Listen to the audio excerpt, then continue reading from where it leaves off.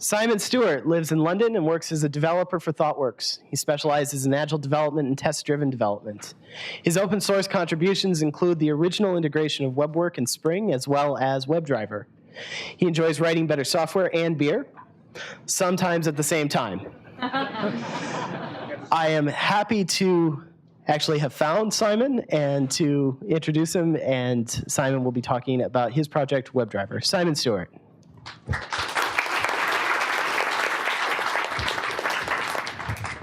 Cool.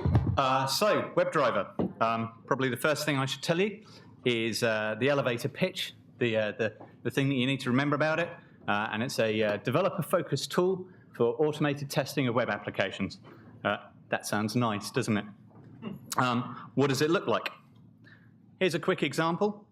You can see here, driver is equivalent to a browser. We go and get a URL. We then select an element. In this case, the one with the name Q. We set its value. We then submit a form. And then we go back to make sure that there's a piece of text that says, hello, GTAC. I'll show you that running later, but I think it's always quite nice to see the code because it sets some of the context. The other thing I should say is if you've got a question, sing out while I'm doing this because I quite like that. And the other thing is that if I descend into incomprehensibility and you can't understand my accent, you should just also wave your hand and I'll just repeat myself endlessly. Thank you, Jason. Cool. So what is WebDriver? It represents an idealized browser. So think to yourself, what is it that a web browser should be able to do? You should be able to get URLs. You should be able to find elements on a page. You should be able to interact somehow with those elements that you find. So one of the important things is it should really just do the things that a user can do. And one of the major differences between this and something like Selenium RC is that you can't inject arbitrary large chunks of poorly written JavaScript into the page because users tend not to do that. But I'd still quite like it if it was easy for a developer to be able to use the thing. So one of the explicit design goals is to have a small, neat API where if you're in your IDE of choice, IDEA or Eclipse at the moment, it's written in Java, you hit Control Space, and the list of options that come up are pretty obvious. So it should be a nice, clean, clear interface. And the idea is that it's developer-focused because developers on a development team are the best placed to build the tools that everyone else uses. Now, in my world, and I'm sure in lots of your worlds, a development team is composed of developers, the business analysts, so the BAs, and the QAs, the quality assurance guys. Now, the BAs and the QAs can't write their own tools, or they probably can, but they don't want to. And the developers are really well placed to build the ideal tools that people need. So you can take these bespoke things and you can tailor it to the skill set of your team. And one of the ideas is that WebDriver sits at the bottom of that. So there are three things that you should bear in mind. Speed. It's a truism that your tests never run fast enough. The ideal test speed is instantaneous. Actually, the ideal test speed is sort of slightly faster than you can think it. That would be nice, wouldn't it? So it's a truism that your tests run too slowly. You've also got to bear in mind safety. There's two sorts of safety that I like to talk about. There's perceived safety and there's actual safety. Actual safety is, do my tests do what they're meant to do? That is, when I run this test, does it hit that page? Does it click that link? Does it do that? Perceived safety is, do I believe that my tests are doing what they should do? So if you've got a pure in-memory solution, your developers, your engineers, have probably got a pretty high level of perceived safety in comparison to actual safety. But your QAs, your BAs, and your mum, they probably don't believe it's running. And for that, you need to pop open a real browser and have it go click, click, click, click, click, click, click. And then for some reason, people's perceived safety goes up. The other thing to bear in mind is that your tests evolve over time, especially if you're doing agile development, but even on a waterfall project or bespoke testing and you're just making it up as you go along. So you start off with a simple case and you go, right, so I log in here and then that's really nice. And then over time you suddenly realize that you've missed out on the Ajax component and you need to make it far more whizzy and flashy. And what you don't want to do is when you realize that your testing tool doesn't support Ajax, you don't want to have to go back and rewrite those old tests. So over time, your tests are going to evolve and they're going to change. Now, the important thing to bear in mind is that nothing does all of these three things at the same time. You have to pick two. Actually, you can only pick one because you can't help but have your tests evolve. So you can either have tests with a high perceived safety, or you can have tests that go fast. The reason for that is that driving a real browser is just going to be slower than doing everything in memory. You just can't help it. Something that's rendering things to the screen, trying to figure out whether the Flash plugin needs to load, and so on and so forth, is going to be slower than something that just parses the XML and goes, oh, hello, this looks really nice. So does that all make sense? Yes. Fabulous. It's always nice. So now that that's out of the way, how does WebDriver work? There are two key interfaces. It's currently only in Java. One of the goals is to get it into other languages, but I thought I'd get it working in one place well before I started doing other things badly. Two key interfaces, one called WebDriver. It's an original name, I know, and that presents a number of methods, and the other one called WebElement, which represents an element on a page. I had a fundamental inability to come up with clever names. So they're interfaces, so you can write your tests against those interfaces. Interface implementation separation, it's pretty old school. We've all done it, I hope, especially if you write code. The first implementation is the HTMLUnit one. This is meant to represent composition. It's quite a hard thing to do on a diagram. HTMLUnit is fabulous. It's fast. It's based on the HTTP client from Jakarta. It's maintained. It's pure Java, and it's pretty nice to use. So the WebDriver implementation of that is very fast. The downside is it doesn't support JavaScript. Now, the reason why it doesn't support JavaScript is that HTMLUnit uses the Rhino JavaScript engine, which is pure Java, and I've yet to find a browser that uses it. But I have seen teams spend a long time trying to track down non-existent bugs. So that's why it doesn't do it. It would be a trivial matter to turn that on and let you chase down bugs that don't exist. So this test here that I showed you earlier uses the HTMLUnit driver. There it is. I'm, again, very original with my naming. And to see it running, well, ooh, hello, just broke it. Fabulous. So that's 20% of my tests that are failing. Just make sure that everything's working. I need on-hold music, don't I? There we go, Rails has fallen over. See, it was meant to be super cool. Let's try this. Let's restart it.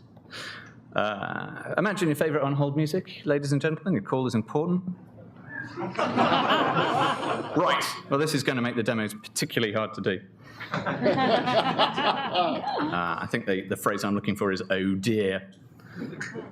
Let's start that. Yeah, fine. Enter in my password. Hi, my name's Simon Stewart. I'm going to stop SQL Server. Oh, well, there we go. One last try. Otherwise, I'm just going to have to do a lot of hand waving, and you're going to have to imagine these tests running. Right, hand waving. Wow, wasn't that great? It went really quickly. Damn you. Never mind. There we go, 20%. I'm on the cutting edge.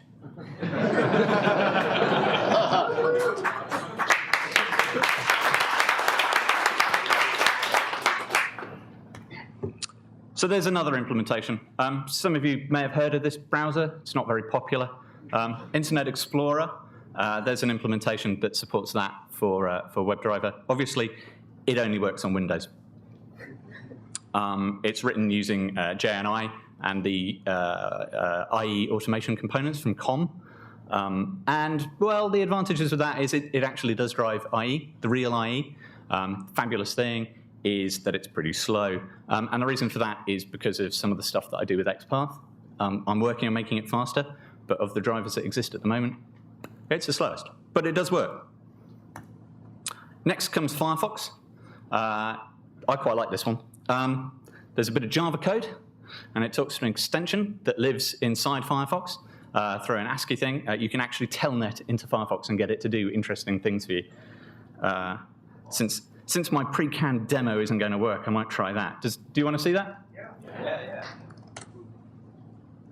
Cool. So I'm firing up Firefox.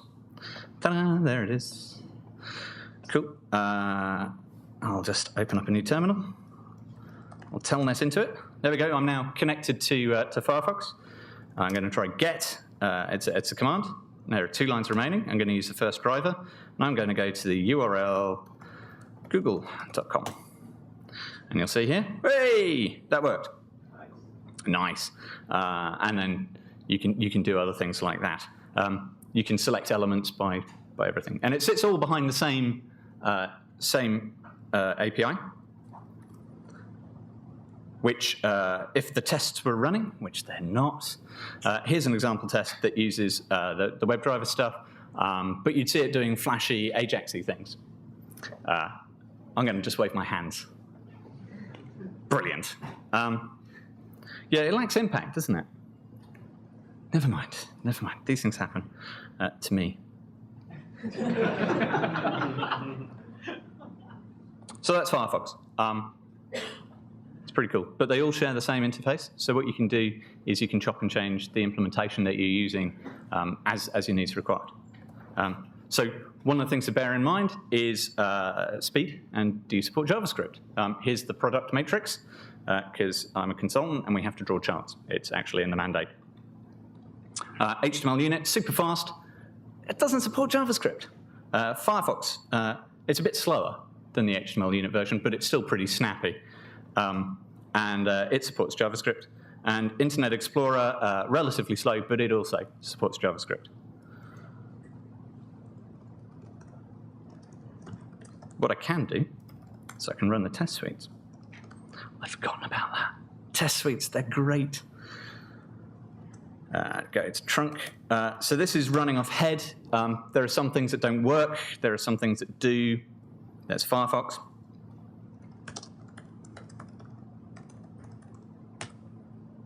Uses rake to build. This is available on the internet if you also want a thing which will fall over randomly. So you see it going pretty fast, and there you see it falling over completely. This is the version that isn't checked in yet. I'm working so that when you get it, it'll be great. And if you download it now, actually it does pass the tests, and it's stable.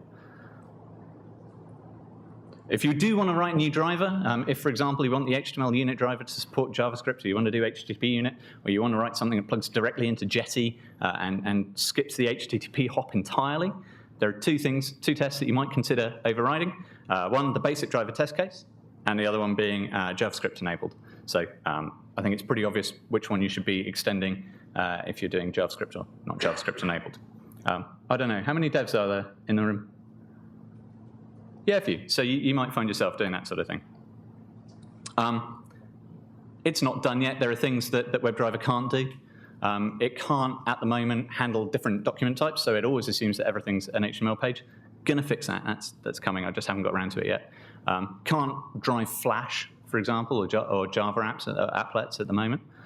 HTTP session handling isn't coordinated yet, so in the Firefox, you're going to be using the same session. In IE, you're probably getting a different session every time you create a new driver.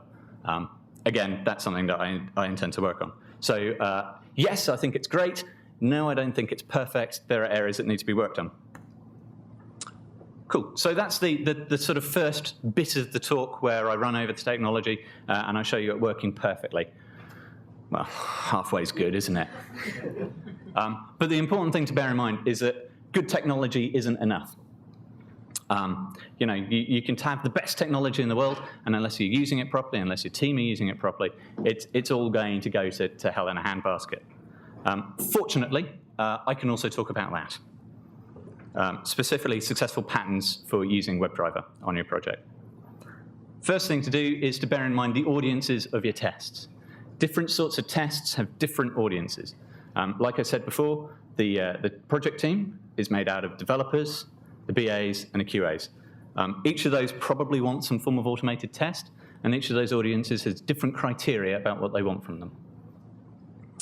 So just remember that, to borrow Pat's phrase about system tests, they're not all created equal. In my world, the way that I see it, there are at least two different types of system test. There's an acceptance test, which is developer-focused and used as a scaffolding to do test-driven development or to frame a piece of work properly.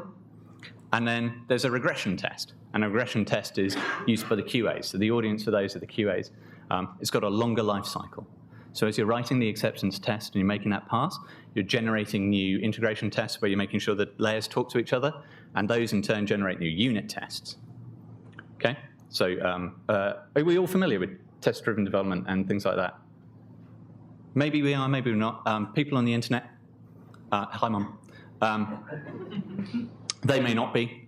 So test-driven development, there are two ways of looking at it. It's either a mechanism to help you explore an API, or it's a mechanism to write tests first, and then it's a testing thing. So I view TDD as principally to do with exploring an API. So an acceptance test for me is TDD of your whole stack, and that drives you down to finer-grained tests. So they've got a limited lifespan. You're going to get rid of them at some point, and you're probably going to get rid of them once they take too long to run, once they're too expensive to maintain, and once the functionality they cover is properly covered in a regression test. The regression tests last forever.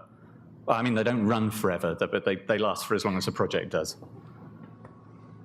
So that brings me to the next point, which is test code is just code. If you're using WebDriver, you may be using JUnit at one level, or maybe using something else, TestNG, or you're building an abstraction or tool. Just remember that your test code needs the same love and attention lavished on it as your production code base. So you can do things like abstractions, pulling out objects and things to represent bits within your application. You can do things like TDD. You can do things like don't repeat yourself, and other slogans of software development. But just remember that the important thing with test code is comprehensibility. You've got to be able to look at a test and understand what it's doing. If you don't understand what it's doing, that test has very little value because it's just meaningless code.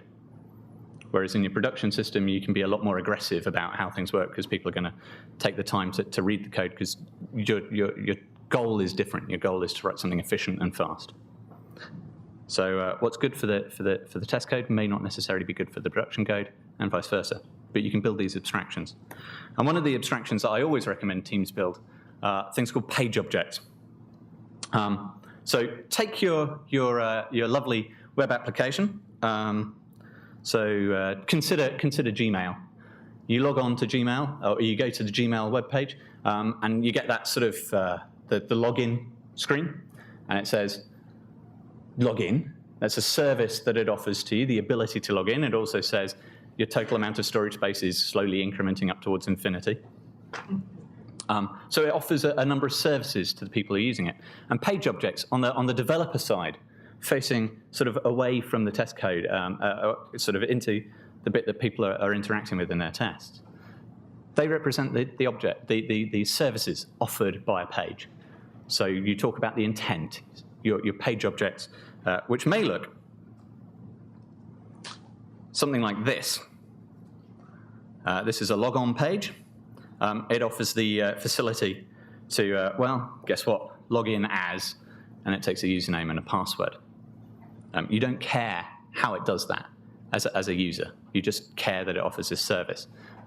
And one of the nice things that you can do with page objects, if you return the page that you go to as the return type, you can then do navigation through your website. And one of the really nice things is then if you change the navigation, as long as you change the return type on the page object, your code won't even compile until you fix the tests. So fast feedback is one of the things that I value as a developer. And the fastest feedback I can get is my compiler going, I don't like you anymore, and I'm not speaking to you until you fix this particular problem. So this test here, which if it were to run, would go to a blog, create a new entry, and then delete it, is pretty long and hard to read. It does all this stuff, switching to frames, it waits around for a little bit. It's got this particularly funky iterator that goes over all the rows in a table. So you can navigate the DOM a little bit using WebDriver, you can get children of type from a certain element. And it does all that. Condensed using page objects, you get this, which is the same test, but I've used abstraction to build these page objects, which then interact. And you can see here that actually all I'm doing is logging on as Simon Stewart with my top secret password, creating a new article, setting the title and the body, and then deleting it. So that's a lot more readable, in my opinion. I don't know. What do you guys think? Good. That's what I like, a bit of audience or interaction. So that's page objects. Given that you've got these page objects, if you can persuade your QAs to write code, that's brilliant. Sometimes I've come across QAs who go, I don't like writing code. And you go, well, what are you using? And they go, oh, I'm using some wonderful product like QTP or something like that. And you look at what they're doing, and they're writing reams of Visual Basic, and they're going, oh, I'm not doing coding there. But it's an argument that you can win. Sometimes you can, sometimes you can't. And sometimes, maybe people shouldn't be writing code that don't want to be doing it. So if that's the case, there are other things that you can do. Fit is one of them, functional integration testing. It's a bunch of tables. If you've never seen fit, it doesn't look like that. It does look like that. There's a little table there, and the test that I'm going to do is count articles for a certain search term. And you can see that the search terms are GTAC cheese. I've got an obsession with cheese, I'm sorry, guys. And WebDriver. And there's the count. And you run that, and in this particular case, what's going to happen is it's going to fail miserably. Brilliant. So fit, fabulous. It's really good for doing intention-based testing. I'm going to do this, and then I'm going to do that. It's really bad and sucky at doing UI-based testing. Don't go click, click, click, click, click, click, click, because you'll kill yourself trying to maintain those, especially because you haven't got the ability of the IDE to support you. If you are going to do fit, a suggested architecture that I've used on projects with a lot of success is the fit test, which is the HTML table, communicates with fit fixtures. That's just how fit works.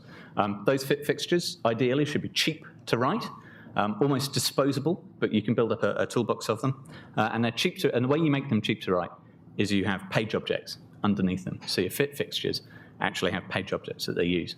And then those page objects can use WebDriver to do all the magic. So at the very bottom of the stack, as a sort of building block for a more sophisticated tool, you've got WebDriver, and you've built these layers on top. And the acceptance test can use the page objects too, so they should be written, and then your regression tests can be written using fit, and they can use the fit fixtures. I've got an example of a fit fixture tucked away, probably out of sight. There we go, count articles. It's exciting. And as you can see, all we do is we're using the page objects, the front page in this case, to search for the given search term, and we return the number of results. It's exciting and dynamic, I know, but that took 30 seconds to put together. It's cheap, disposable, and jolly nice. So as I said, it's really good for certain tasks. Fit is really bad for certain other things. System testing, I probably wouldn't try and do penetration testing with fit. It strikes me as a poor idea. And places where you're interacting too much with the UI. So if you say, go to table 3, find the 4th column, and in cell number Z, you're going to find something interesting. That's an unmaintainable fit test, and you'll kill yourself trying to maintain those. So don't do that. The other thing to bear in mind is that fit is actually quite an expensive way of writing tests. So the people who want the fit tests should be the ones who edit and maintain the fit tests. Not necessarily the bits that sit underneath it, but they need to be able to take a look at those tests and understand what they mean. So if your QAs are writing them, don't let your developers sit there and tweak it to make it a bit more convenient for them. It should be a collaborative process. Certainly the developer can say, I can't implement that, but if you did this, it'd be okay. And the reason for that is that the moment that somebody puts in some incomprehensible gobbledygook into the middle of your fit test, no one wants to maintain it anymore. The devs will go, well, it's QA's problem, and the QAs will go, but the devs, they did this, and it's not conducive to a happy life. You can migrate to WebDriver. I realize that there's another testing tool out there. I can't remember what it's called. Jason? Oh, yes, Selenium, that's it. You may have come across it. Similar to WebDriver, there's Selenium RC, the remote control. Again, it's an interface. If you were desperate, you could use Selenium RC as the basis in place of WebDriver. Those patterns still hold, and they're really effective. I prefer WebDriver just because I think it's a bit more convenient to use, and I wrote it. But if you've got a significant sunk cost in Selenium RC tests, what you can do is there's an implementation of the default Selenium class. So you can rip out the Selenium jars, and you can drop in the WebDriver ones. At the moment, it covers about 40% of the functionality of Selenium, and there are some things that it's never going to be able to do. It's never going to allow you to evaluate chunks of JavaScript. And by the same extension, you can't use the DOM locators. But things like the XPath locators, finding by ID, they all work the way you intend them to. The other thing is that maybe your project doesn't have any automated tests around it yet, in which case you're in the ideal position. Rather than going back and rewriting tests for everything that's there at the moment, just sort of as new functionality is written or bugs are discovered, write some automated tests using WebDriver. I have to say that. And then you can slowly build up the test coverage. And you'll find the test coverage covers the most volatile and broken parts of the application, because those are the ones where the bug reports come in most strongly. There's a book called Working with Legacy Software, which is really great if you find yourself in the situation where you've got this sort of large code base and you're trying to wrap tests around it.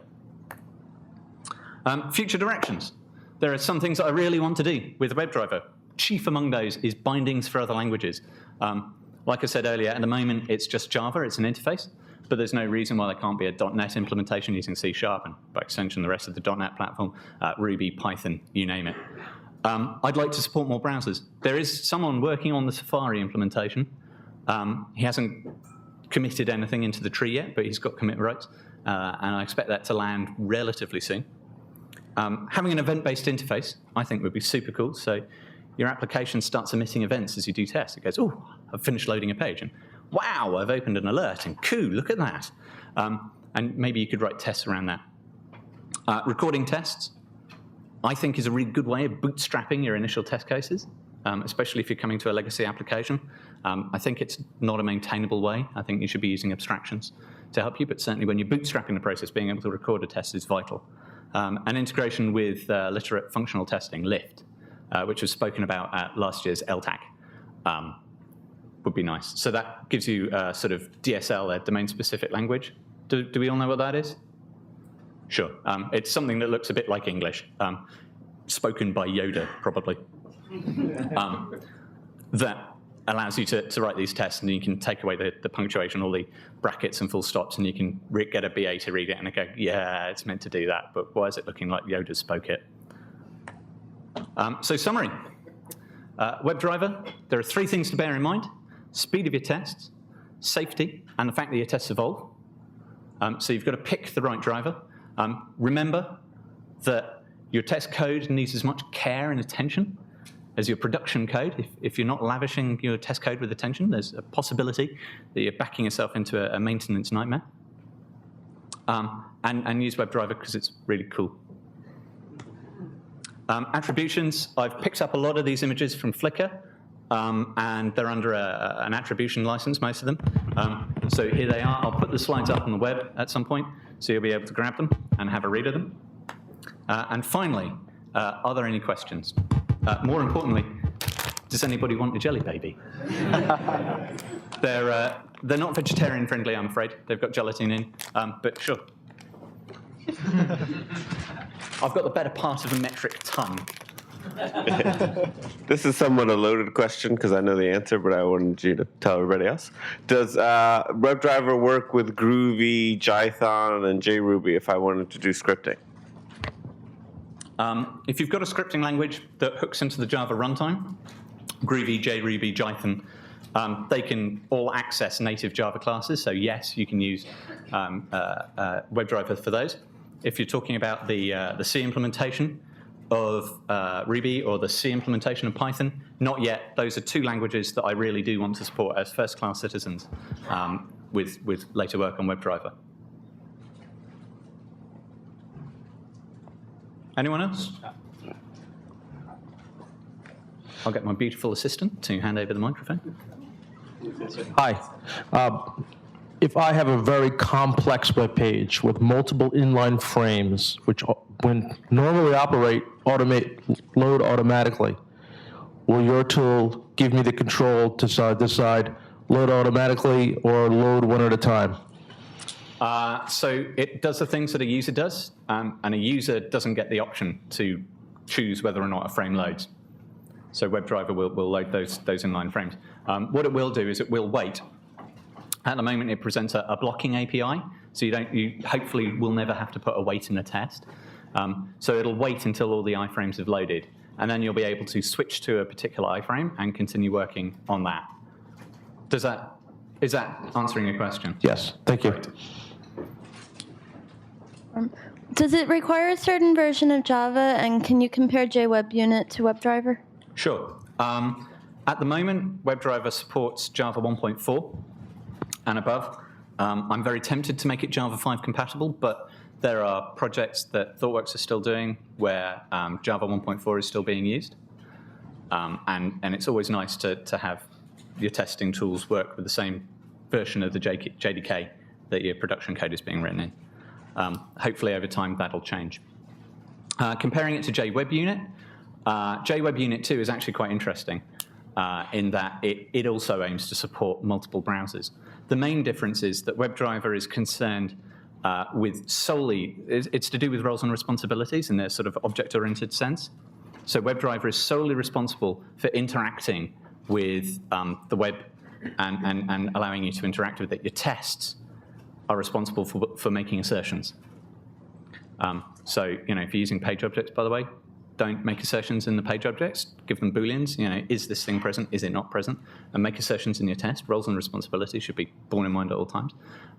So JWebUnit conflates the ability to make assertions about the state of the HTML with the actual driving thing. And actually, part of WebDriver originally arose because of conversations around, well, what's the role and responsibility of the how we interact with the web compared with our tests. Cool. Down at the end.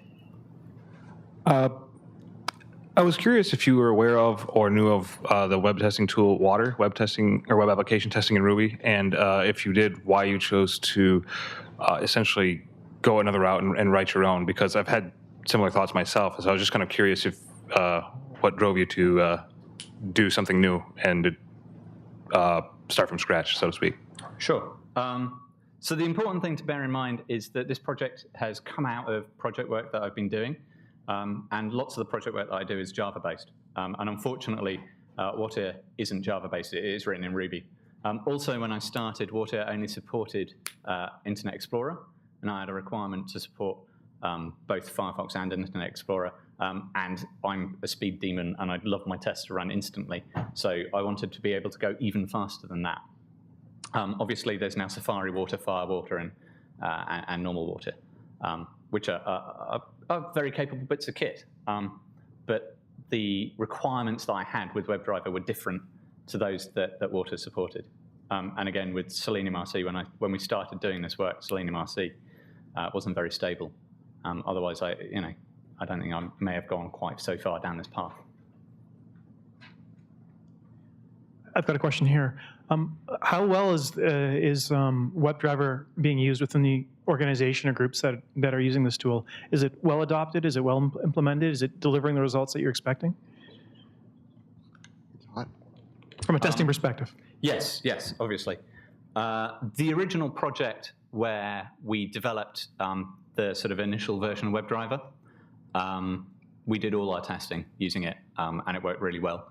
Mostly based on the HTMLUnit driver, which is really solid, and I'd be happy to use it on any project right now. The IE implementation is getting there. On my current project, I do tests. It is slowly covering more and more ground. It's currently pretty beta, but as I use it in the real world more and more, it's covering more and more capabilities. For a single script, for an application that doesn't pop open alerts, I'm working on that. It'll be in the next check-in. That's what you saw breaking. one that doesn't pop open alerts. It can handle multiple windows. It can handle multiple frames, especially in the Firefox driver. So it's getting more and more capable. When I think of web testing, the thing I think about is bizarre renderings, and it defeats me how I can pick them up by hand automatically. And in particular, the bane of my existence is product managers who have a list of a half dozen browsers I've never heard of. Do you have any thoughts on how you get after that kind of stuff? What I'm talking about is layouts that don't make any sense or widgets that don't make any sense. One of the browsers, if you ask for a one-line scrolling text box, for example, will give it to you, but it's a very nasty widget to deal with. Right. So doing visual comparisons of how things are is actually quite a difficult problem. The sort of crass way to do it is to capture an image and compare that with a pre-caught image and go, are they identical? That's not very scalable or successful, because what will happen is your designers will change the look of a page and make things work, and it'll look worse. The other way to do it is to snapshot those pages and get a human being just to go, looks good, looks good, looks good, looks good, and so on and so forth. Though some of the things, you don't find the ugliness until you actually use the widget, is what I'm saying, so that looking isn't enough. I don't know that I want all the browsers to lay it out the same. I just like that all the browsers not lay it out ugly. Sure. So in that particular case, I'd use WebDriver and the different implementations to get to the point where I've clicked on the widget, and then I'd use something else to snapshot it. It's really easy in Java. You can just use the robot. It's like 3 lines of Java code to grab a snapshot of the screen. So you automate the bit where you go up to taking the snapshot, take the snapshot, and maybe have a human being. But that's off the top of my head, and there's probably a more sophisticated solution out there. Jason's got his hand up. Oh, fabulous. Are you aware of anyone who's working on a model-based test case generation strategy that can plug into WebDriver and then actually run the test cases? And what do you mean by model-based? Maybe somebody will come up with a state machine model of the application and then use that to generate some test cases, sequences of events that can be run by WebDriver. I'm not aware of anyone doing that at the moment, but it sounds like something that's really interesting. One of the ideas that I've had is, so page objects are really good for talking about the individual screens of your application, but taking a step back, you often, like if you're dealing with a blog, for example, you think in terms of articles and comments and things like that. Right. And it would be really nice to write your tests in terms of articles and comments and things like that.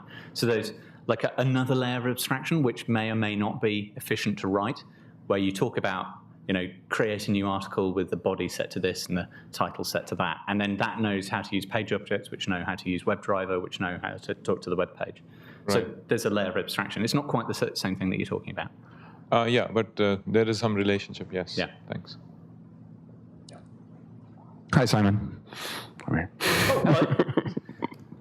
Have you ever used like the HTMLUnit portion with like a multi-threaded load driver, basically driving multi-threads? No. WebDriver is single-threaded at the moment. I've never done that. What I have done is I've run several test suites in different processes in my Ant build, so using the parallel task, if you've seen that. But I mean, that would be a really nice thing to be able to do. Thanks. If you want to write a patch, webdriver.googlecode.com, check it out, send me the patch. It's easy to get commit rights at the moment. Hi, I have 3 questions actually. The first is, I saw some wait statements in your code. Could you elaborate more on those? Sure. So the example you're talking about is editing an article where it goes wait for 4 seconds and stuff like that. That was to allow me to talk about how wonderful it was and what was going on screen. Since I managed to get Rails to fall over horribly, it's redundant at the moment. The test would fail very quickly. Like I said, WebDriver aims to be a blocking API, so it should wait. At the moment, it doesn't block on AJAX calls. So you would then need to do something like Selenium's got a wait, Selenium RC has got a wait class that has until, and you check a condition, and then it times out. You said you had 3. Yeah. Okay. Yeah. Actually, the next question was kind of a question about trade-offs between WebDriver and Selenium. What, aside from the injecting a huge block of JavaScript into the page, do you see as the main trade-off or main trade-offs? So I'm going to big up WebDriver here because it's my project. I'm sure there are people here, Jason, who can make the case for Selenium. For me, I think the tiny API, like it really is pretty small. There we go. That's it. That's approximately half of the API. The other one is on WebElement. The small API makes for more readable code. I think the fact that I always talk about WebDriver in terms of the patterns that are used means that your teams tend to think about patterns a lot earlier than they would necessarily with Selenium RC. Now, that's not to say that people writing Selenium RC don't write good test code. They do. But I think sometimes it's really easy just to start writing a test and later on go, yeah, it would have been handy to have an abstraction around that.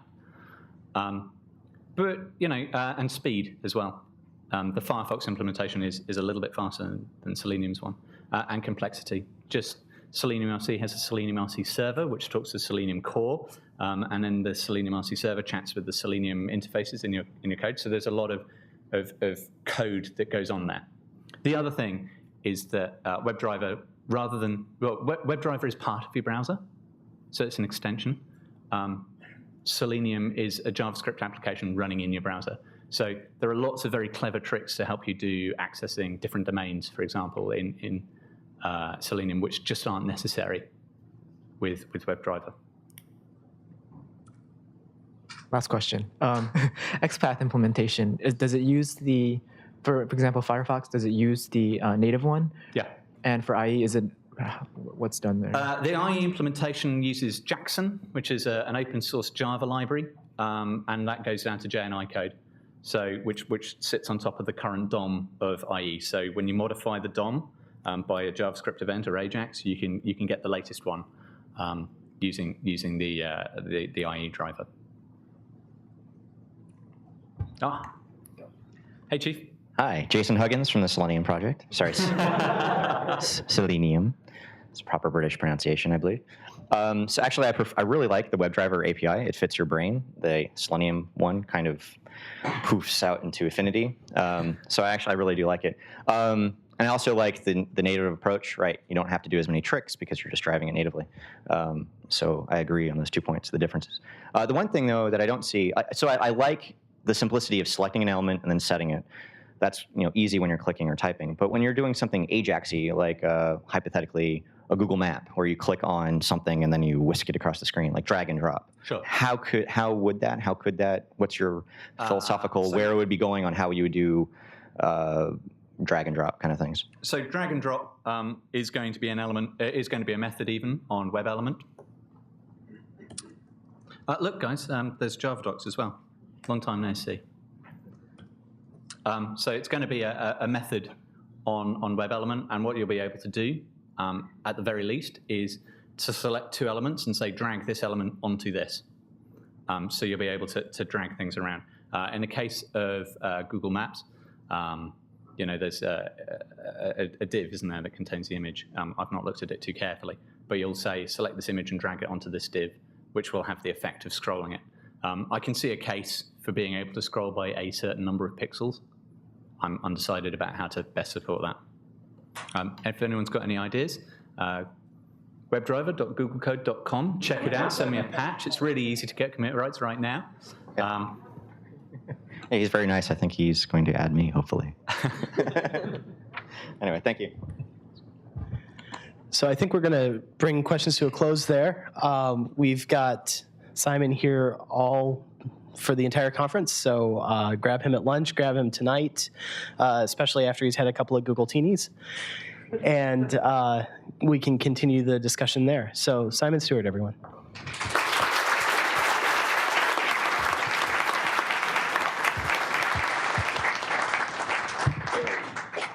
Thank you.